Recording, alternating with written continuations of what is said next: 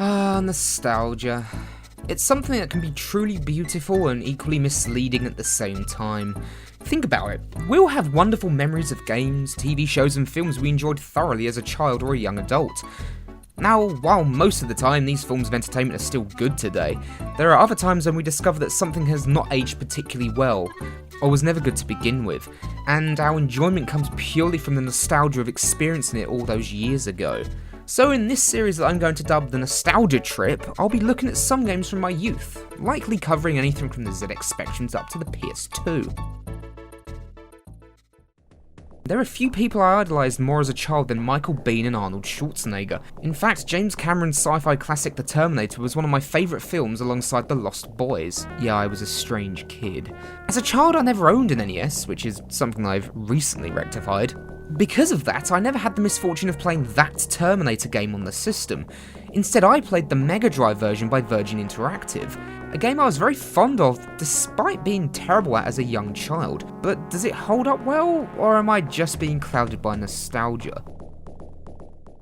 Firstly, the game is presented very well with a good visual style that definitely fits in with the original film source. The music is absolutely fantastic and further strengthened Matt Furness as an underrated 16-bit artist. It perfectly fits in with both the visuals and the gameplay to help create a much better package. And let's be fair, sometimes a great soundtrack can improve an already good game. Hell, even the digitized stills from the film look pretty good. The gameplay itself is simplistic but handled well enough. With the sprite moving at a decent speed, the crouch is expected in a game like this, but the jump is so pathetically short that it's practically useless bar a few sections. The game does an okay job of following moments from the film, with Kyle Reese starting in the future before travelling back to the past. While in the future, Reese has 3 weapons at his disposal: grenades, a time bomb, and an assault rifle acquired in different locations depending on difficulty, although these do replace the grenades. After only one mission in the future, you're transported to the past, where the only weapon at your disposal is a shotgun. While he carried it in the film, he did also utilise homemade explosives, so they could have kept those in. The game itself isn't particularly difficult, but one bad movement will lead you getting cornered where enemies, in particular the Terminator himself, will just sap your health away in no time at all. It's here that you discover one of the major flaws of the game. If you die once, it's game over. No extra lives and no continues, and there's a reason for this. The game is incredibly short. In the past, I've been able to finish the game in at least 20 minutes, sometimes even below that, and that's because there's only 4 stages in the game. The future, the LA streets in the present day, the police station, and the factory. The streets of LA are broken up into 3 little sections, finishing with the shootout in Tech Noir. However, there is no stage-ending sequence between them, so I class them as one big stage.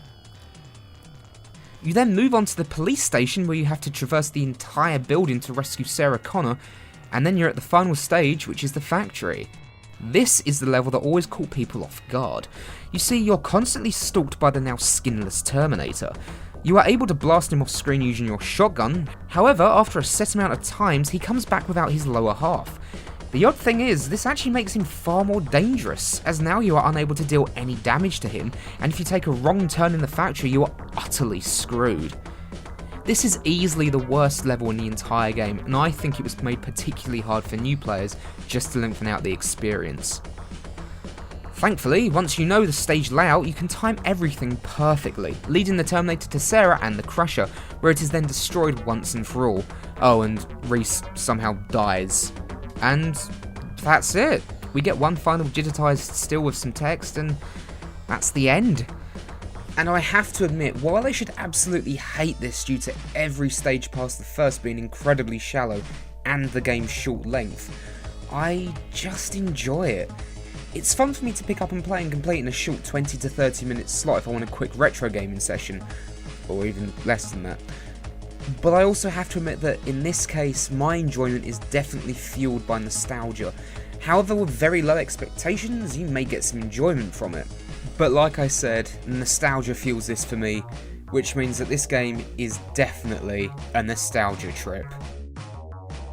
So that was the first episode of Nostalgia Trip. Would you like to see more? Does the show work? And do you think the game still holds up? Comment below and let me know, and don't forget to like this video and subscribe if you'd like to hear more of my sexy voice. Catch you later.